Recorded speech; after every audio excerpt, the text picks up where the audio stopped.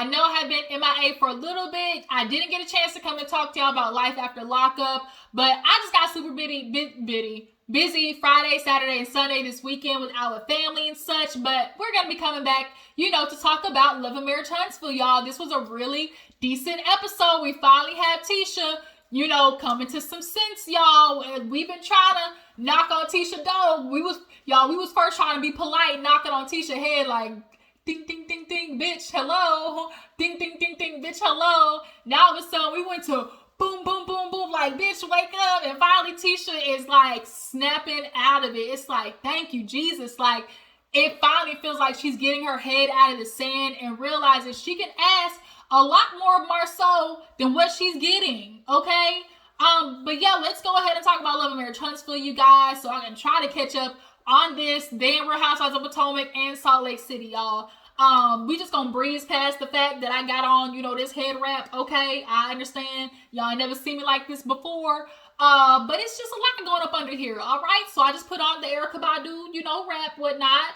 I had the knot, like at the top of the front, right here, but it was just bothering me. So I just kind of, twisted it to the side, and we can do a little side, situation. That's just gonna have to work right now, all right?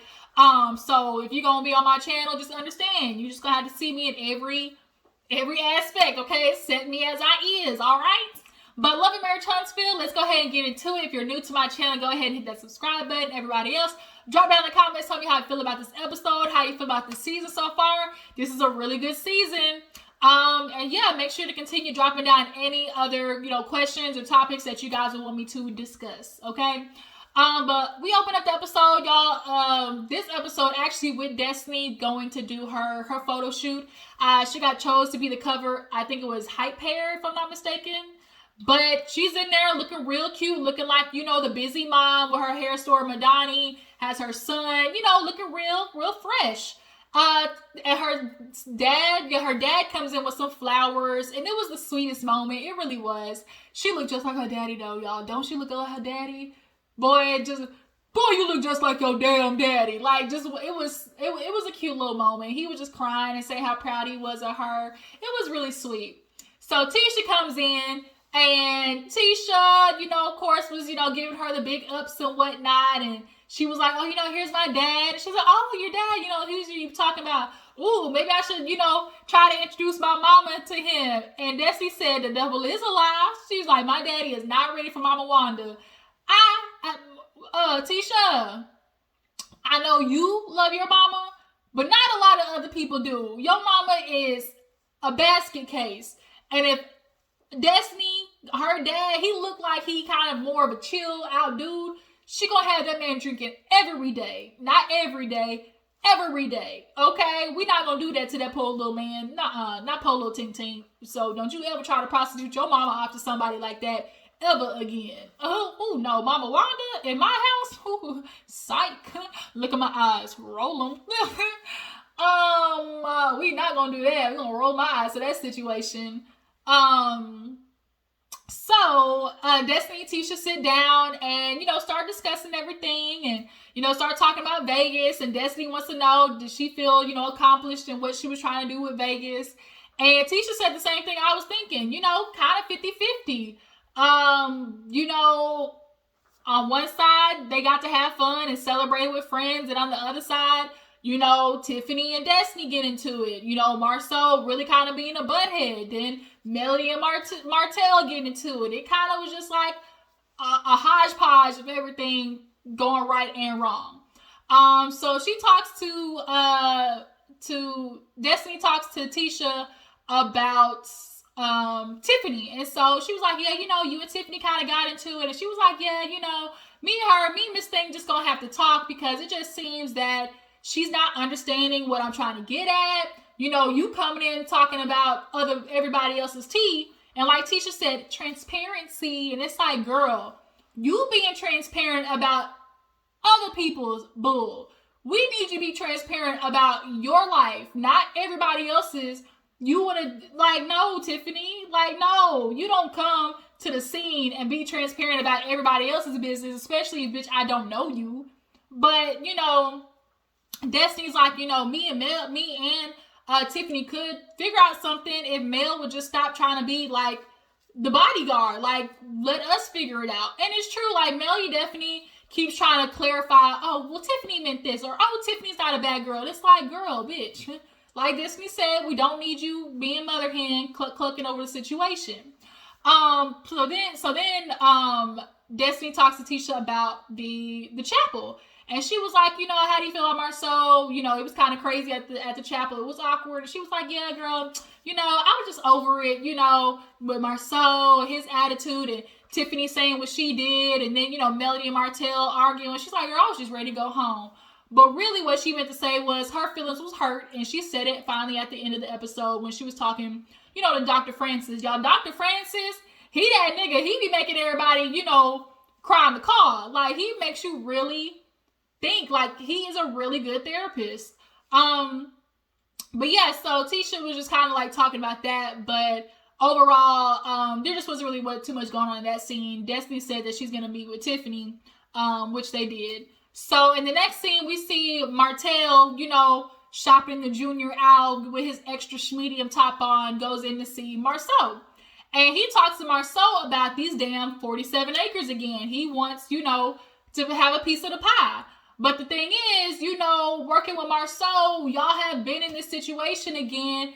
Are you really trying to get with somebody who you last time did business with? Like, it went up in flames, like, really fast. Like, really, really fast.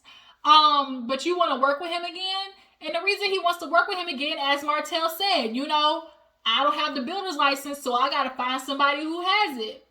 Bruh, I thought you was taking the test, Martel. You said you was studying. Like, I thought you said you was going to get your builder's license. But I think Martel doesn't want to do it. Like, it's a lot of work. It's a lot of studying. He don't want to have to...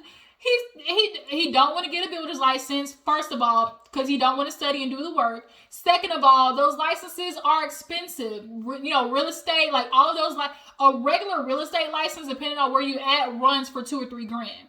So I'm sure a builder's license got to be that much, if more, at least, and more. So I don't think he want to spend that money, because clearly from this episode we learned he ain't got it. So why do I need to get a builder's license when I know people who do, basically? Well, you should get a builder's license because of this situation exactly with you and Melody right here. Now you divorced and she can go on and handle her business, and nigga, you over here with bad credit. So Marceau was like, well, how's this gonna work, with Melody? And, and he's like, well, speaking of Melody, Chris had, went to her saying that he would, want for her to build on the land. I kind of felt some type of way, I feel like he should have came to me first. And he's like, well, did you talk to Melody about it? He was like, yeah. He was like, but how did you do it? Did you do it all arrogant? Like, man, I think it went well. I didn't talk to her like that, but I don't really know. Sometimes I don't see stuff that y'all be seeing. Nigga, when he did that, I was like, he really lacks, like, we know he lacks accountability, but damn, like, the way he knows he's lying in a situation and then tries to, like, skirt around it is so hilarious. Like, bruh, you went, the way that conversation went with Melody, went all types of jacked up sideways. But he wants to now convince Marceau, oh, we good, we family, we got kids together, like, we can make it work. And Marceau's kind of like, yeah, that sounds good. But nigga, I was just in Vegas with you, and I saw what happened between you and Melody. Like, I believe it when I see it. So then he's like, well, these 47 acres, we can talk to Chris about it because he coming. So Marceau was like, oh, okay, you invited company. I'm like, damn, Martel, like, how you just gonna tell somebody to pull up somewhere and have a conversation and not warn them or nothing? Like, damn. So Chris comes in and, they get right to talking about what the plan is. And Melody's going to be on the residential side while, Marceau would be on the commercial side. And so it's kind of like, how do we get this balance of, like, who you're going to build with, who's going to take over what properties. And, Marceau wants to know, like, Chris, do you believe that Melody and Martel could work together? He wants to put it on, oh, they're both adults. This isn't about their marriage. This is about business. When it comes down to money, I'm sure they can do anything. Chris, you was there, right? In that back patio where Melody almost went upside Martell's head with that glass of lemonade. You remember that? Okay. Right. you can be optimistic, but facts are facts. I'm looking at two people who are not going to be able to do this because anytime they get around each other, they start arguing. Secondly, I don't think they would be able to do it because Martel does not know how to watch Melody succeed without him. This whole time, he's trying to convince people, oh, I built up Melody. She was just a teacher. You know, I made her who she is. And so they got this huge empire together when we first see them. But this whole empire that you've convinced yourself that you really are ahead of, come to find out, it's Melody. Melody is the reason that y'all were able to do business because she got the builder's license. Now, when we continue, how is it that Melody is going on and prospering and you over here with a fucked up credit score and no money? So, Martel, you don't have anything. You have nothing, right? So, for him to watch Melody be able to do something like with a breeze, like he cannot watch Melody be able just do it because he's always going to feel salty about how she's capable of doing it on her own when he tried to convince himself that she would be nothing without me. So if he gets to go to a site and Melody over there just building shit up and she ain't got no problem, she ain't got to ask nobody because she's the one with the builder's license, he's going to try to sabotage that shit. You can't get nothing done because you don't have the license. You got to go around begging for people to give you opportunities and backing because you don't have nothing and your credibility is fucked up and you ain't got no money. Like, Martel can't do that, and neither can Melody. Melody's not going to be capable of not taking jabs because she can about Martel and the side chick. And Martel doesn't know how to walk away because he always feels like he was justified in cheating on Melody. He, to this day, still feels like he was justified in cheating on Melody because he's always going to say, well, had you been doing what you were supposed to be doing? But nonetheless, Melody and Martel working together as Chris and Marceau, you know, try to get business together. We know that shit gonna go up in flames. So we see the scene with Tiffany and Destiny. Destiny, of course, came in looking real nice. I love the back of that dress. Here come Tiffany. When Tiffany walked in that damn scene, y'all, the first thing that came to my mind was, this bitch got Giselle syndrome. This heifer has Giselle syndrome. If you watch Real Housewives of Potomac, you know exactly what I mean. Tiffany has been that light-skinned, curly-haired bitch her whole life, so she ain't never had to dress up. Giselle has been the light-skinned black girl with green eyes her whole life, so she ain't never had to dress up. So it's like when they start putting clothes together, it's like, bitch, what the fuck do you have on? She came in looking like she just got done running a damn church revival, like at the Catholic church down the corner. Like, what did she have on? And you know Destiny saw was like, okay. Because she said, come on, Miss Pink. She didn't say nothing about the outfit. You know somebody don't like it if they pick out a detail. Like, okay, like that's cute with the necklace. Or, oh, you know, with babies, people do this with babies. If they see a baby and they be like, oh my God, those overalls on him are so cute. Or, oh my God, don't those shoes look good on him? Instead of, oh my God, your baby is so adorable. If they hit you with the, oh my God, those overalls look so cute on him. Your baby ugly. Like, that's what she did to Tiffany. But nonetheless, they sit down, start talking, and Tiffany, of course, is like, well, you know, I was thinking about not coming, you know, and Destiny was like, why? She was like, well, you know, it always starts good between us, but it always kind of ends crazy. So Destiny's like, look, with Vegas, we clearly, you know, are bumping heads, but, you know, Tiffany, I'm not going to lie, like, you got a smart mouth. She's like, do I have a smart mouth? Really? I don't think so, but do I? And the way she said it was kind of like real. It's like, Tiffany, that's that shit right there that pisses me off. That real condescending sarcasm, like, bitch, don't play me. Do I? I don't think I have a smart mouth. And it's like, bitch, you do. And Destiny's like, I do too, which is why, you know, we keep butting heads. So she's like, you know, we really need to try to figure something out. Like, you know, we can't keep having these issues. And so Tiffany's like, well, you know, let me challenge you to think about it this way, Destiny. Like, you know, you were the new girl once, and, you know, how would you think, like, you know, obviously you know how it feels to come into a new group and, you know, not know if anybody's going to like me, or, you know, are these girls going to want to be my friends? And she was like, well, you know, Tiffany, I can put myself in your pink pumps. And that camera said, zoop, down to them damn shoes. I hollered. Messy boots. But she was like, you know, I was the new girl. And I didn't come in like that, starting, you know, mess coming in with other people's tea. So she's like, oh, you came in, you know, perfectly? And they did that flashback of Destiny calling herself, trying to check Kimmy when she, you know, first came around a group of ladies. And it's like, Tiffany, I get what you're trying to say. And Destiny did come in on some rah, rah, rah, for sure. But the difference is, Destiny has a little bit more of validity to her situation because it was her drama. Like, it was her situation with Kimmy that was the mess. You coming in talking about everybody else's bullshit but yours. You come in meeting Destiny for the first time, and you want to say the first time you met her, it's a potential chance that her husband was, you know, fucking around on her. Then the second bit of tea you drop is about somebody's child. Right? And then the third thing is you talking to Tisha, talking about, oh, Tisha, you might want to talk to your husband because he say he not happy. You might want to check that out, girl. And it's like, girl, no, that's not how you do it. So yes, did Destiny come in kind of like you on some rah-rah, but they was different. Like, they was different. Y'all drop down in the comments. Do y'all agree with, y'all see where I'm trying to get at?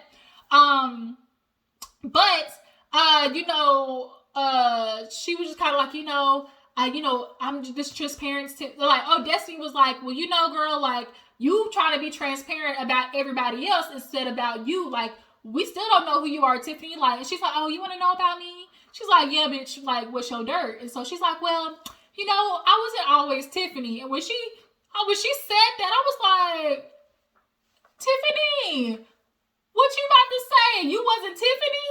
You wasn't born Tiffany? Is that what you about to tell me? Because, bitch, if not, you look good. Like, don't tell me, Tiffany, what? Were you born Tyrone? Like, because, bitch, I would have never guessed.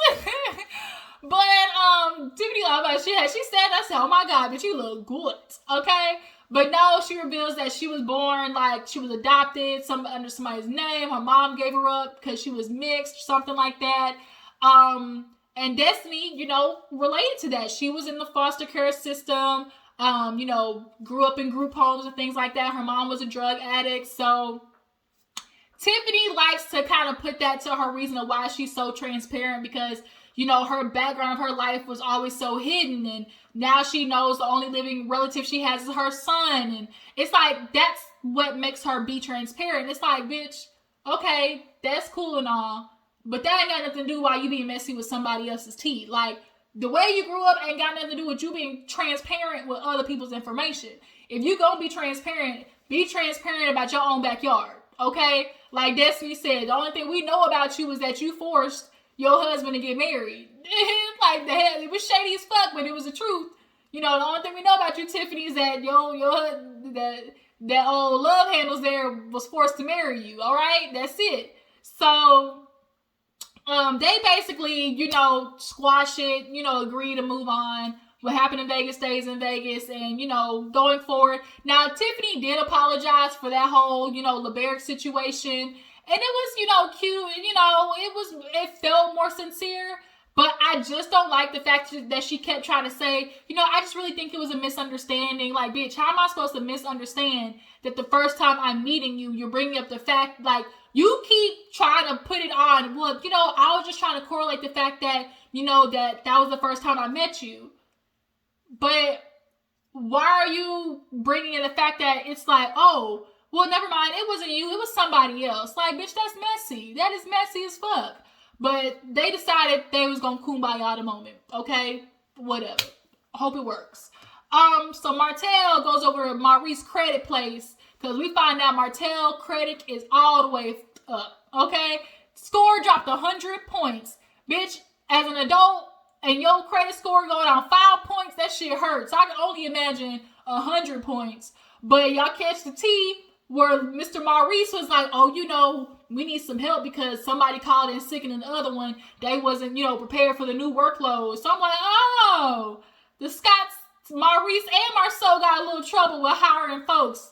They said, we are not going to take this, these labor laws over here, y'all running us ragged and shit. Over there, Marceau's place got Jalen run tired and ragged, people quitting on him, y'all telling him to do all the work, and now Maurice called his sister saying, hey, I need you to pick up the ball. And she like, nigga, I already got it. And like, look like the Scots got some explaining to do with their businesses. But Martel comes in once again with this junior top on, and he lets Maurice, know about his situation, and he needs some help with it. And he looked up the stuff, and it's like, not only is your credit score fucked up, but he filed bankruptcy. So it's like, oh, you for real, like, got to start all the way over. In the confessional, he's like, well, it's hard to admit that, I can't go into a bank no more. I used to be able to go into a bank and get any loan that I needed. And it's just like, look how karma works.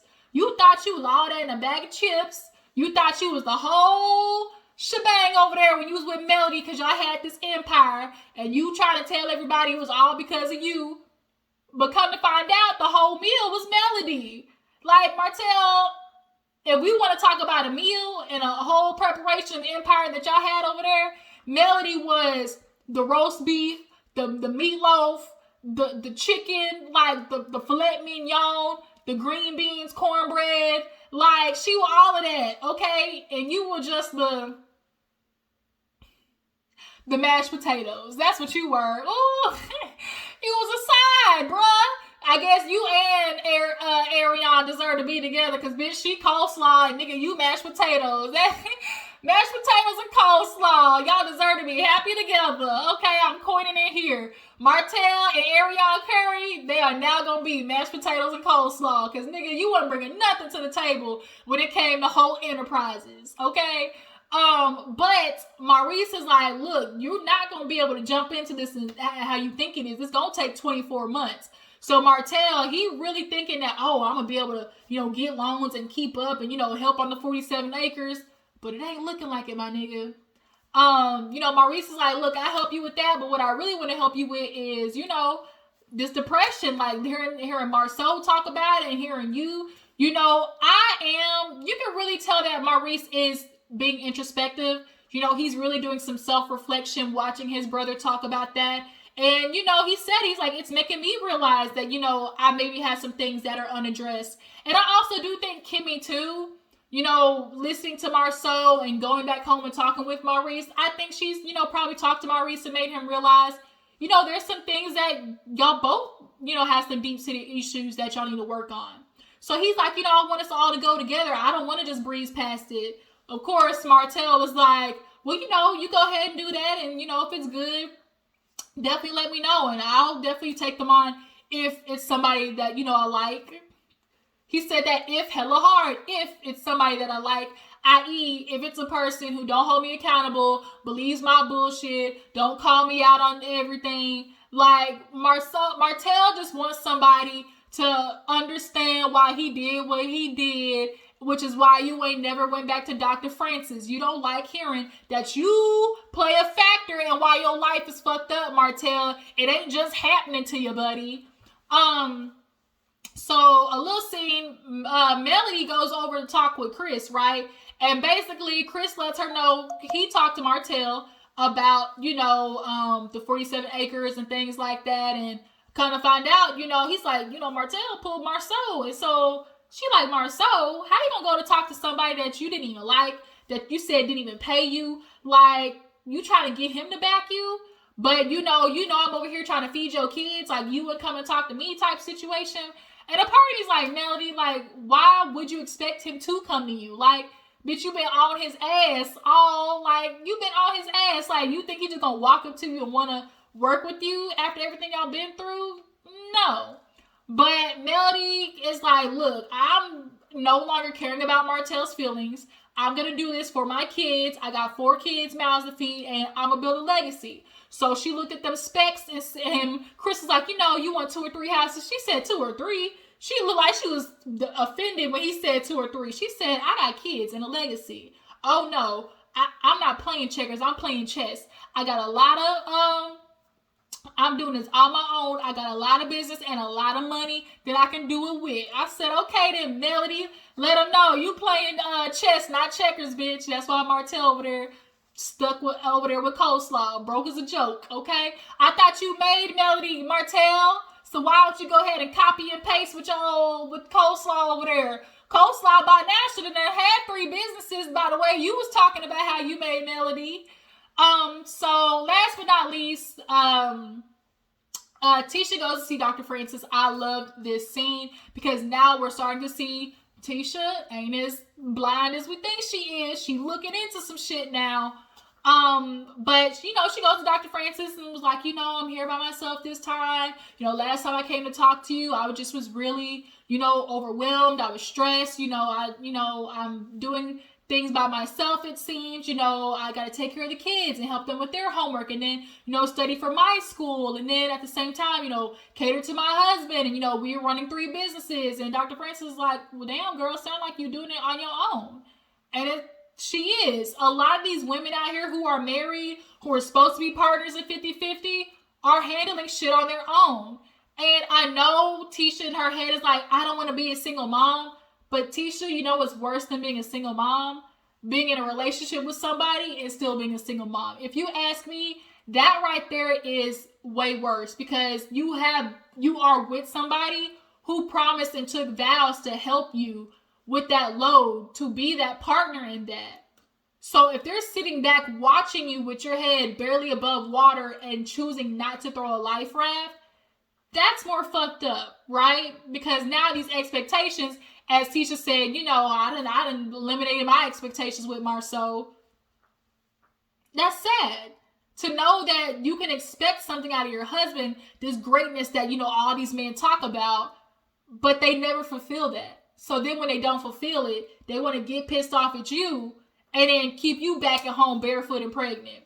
But, you know, she talks about that and how, you know, Marceau announced that he was depressed, and Dr. Francis was like, oh, depressed? And she was like, yeah, you know, I asked him, is there anything I could do about it? And he was like, you know, you can listen more. And she was like, you know, he always thinks that, you know, my input into it is like materialistic. And he was like, okay. So Dr. Francis was like, oh, like, so his depression is on you, right? And he's like, do you believe you're the reason for his depression? And she's like, no. I was like, you better say a motherfucking word. Like, don't you let him do that to you, Tisha. But what's going to happen is when she finally, you know, catches Marceau, or the shit finally, you know, bubbles over, Tisha's going to fall into the trap. She's going to fall into the trap of, oh, you know, Marceau's going, I was stressed. I was working a lot trying to give you and the family what y'all deserve. And I just couldn't come to you and tell you. Even though Tisha been asking all damn however many seasons Marceau to talk to her and tell her what else like to do, and also work so she can take the financial burden off of you. But she's gonna fall into the trap of, oh, you know, maybe if I just listened to him, like, she's gonna do it. She's gonna fall into it, and it's sad. But you know, Dr. Francis is like, his depression ain't your fault. So then she talked about, like, you know, this life, like, I never expected to be here, you know. He was like, love. So he's like, all these material things, you know, that, what does that say about, you know, you? And she's like, I don't know, like, love. And so he was like, well, how do you receive love? And she was like, well, you know, with, you know, I gifts, but like also, you know, quality time. So her love language is quality time. But unfortunately, because she doesn't get quality time out of her husband, she got to accept the consolation prize of gifts. I think that's what Tisha has done, is she wants that emotional connection with Marceau, but because he's pulled that back from her, she tries to see, okay, if I can't get the emotional love and connection, if he still buys me these things, then I know he still loves me, right? But the thing is, Tisha, Marceau loves you, but is he in love with you? That's the real question. And are you in love with Marceau? That's the question.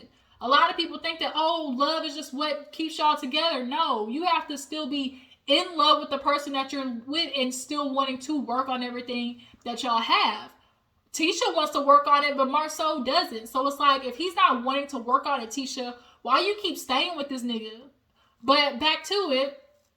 Then she's like, growing up, my mom never told me I love you. And, growing up too, like my grandma, the men were never allowed in the kitchen. Like, don't you touch nothing. Don't you cook. Don't you wash a dish. I'm like, the fuck, I will be somebody's maid. I will not be your maid, your chauffeur, your chef.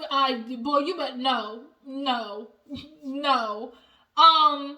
But she's like, it just kind of happened that way. Life happened. I got pregnant.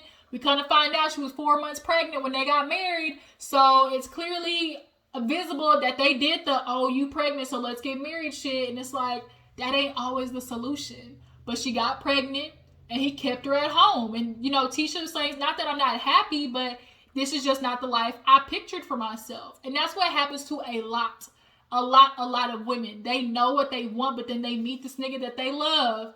And they feel like that life of being a wife and a mother, that's gonna fulfill them, but it's not. That's not what fulfills most women. Some women feel like their life should be dedicated to being at home with some kids all day 24/7, but others feel like that's not for me, right? But now you got 3 kids with this nigga and you say the 4th one because he don't do what you need him to do. She's like, I can ask my kids to do something that I need help with and they do it. I ask my husband, he don't do a motherfucking thing. So then Dr. Francis was like, what are other ways like that you try to show love? Or she's like, I just want him to be more affectionate. That's why I wanted to do the recommitment, but he didn't want to do it. And Dr. Francis was like, well, how did that make you feel? She's like, it made me feel disappointed. He's like, well, did you tell him? No, I didn't tell him. He's like, why? Like, why are you not saying nothing? A lot of times Tisha bites the bullet, swallows how she feels, which is why Marcel keeps doing the fucked up behavior. Tisha, you gotta grow some balls, bitch. Like, you need to be that confident person. I know Marcel always likes to keep Tisha on this shaky ground, because if she was emotionally stable, confident in herself, and was acting like and became like Melody, this new and improved bad bitch, like being able to handle her business on her own, she would not be accepting any of this behavior, right? But it's like, Marcel, you really couldn't do something because your wife asked of you just to do this little something? Was it like she was asking you to do a whole vow renewal? All she wanted you to go up there and say something nice about each other. But you couldn't do that, right? And so I knew it. In my video, I said, Tisha really wanted him to do that, because she needs to show everybody else, like, look, we're good. And so she admitted that in the confessional. She's like, sometimes I just need him to do it publicly because all these people in the public always got shit to say. So she's like, all these rumors this past year, have really, really been hard on us. And, these rumors, like, he's like, well, have you talked to Marcel about it? She's like, I do. But he always gives me the, you're my wife. We've been together, 15 years. You should know who I am. You should know me, Tisha. You should know me better than that. And that's what niggas always do. You know me, babe. You know me. We've been together since we were in high school. Babe, you know me. Bitch, yeah, nigga, I know you. So if you ain't doing it, like, if you not acting right here, it's going, like Tisha said when they were talking to Kimmy and Maurice, if you not confiding in your brother, who the fuck you confiding in, Marceau? You sure didn't answer that question. But she's saying, like, he, she just really wanted that publicly because a lot of there's smoke. And she's like, I don't know, like, people just keep saying it for no reason. Bitch, no reason, Tisha, no reason. Girl, the public saw all the puzzle pieces and started putting them bitches together. Tisha said, okay, I'll look at 2 of the pieces, but I'm going to slide these other ones off to the side. I ain't going to worry about them yet. But the public was like, oh, bitch, shit, that go there, that go there, like, and you mad because we putting all the pieces together, Tisha? Bitch, no. But she's starting to come out of, the cuckoo for Cocoa Puffs, like, she's finally starting to check reality, and so she's like, I want to know. So he's like, the only way that you can combat, people is to know that it's the absolute truth. So how do you know it's the absolute truth? What are you doing to get that, that question answered? And it's like, to be continued. And I was like, oh shit, here we go. But I was like, what are you doing, Tisha? Bitch, if you don't hire you a private investigator, girl, because hell, all we know right now is Marceau could be, donating money to, MLK Elementary, talking about, oh, I'm donating to the library, but really he donating to, you know, Marceau Jr. Elementary funds. Like, bitch, you better start following the money. But that was the episode, y'all. Tell me how you feel about it. How do you guys feel about Tisha finally going to see Dr. Francis? Do you guys think Martell and Melody could, you know, work together potentially for those houses? Yeah, Maurice taking everybody, Martell and Marceau to therapy. Do you guys think that they'll be able to do that successfully? Drop down comments and let me know. I appreciate y'all for tuning in. Follow my Instagram and Twitter, and I will check you guys later. Deuces.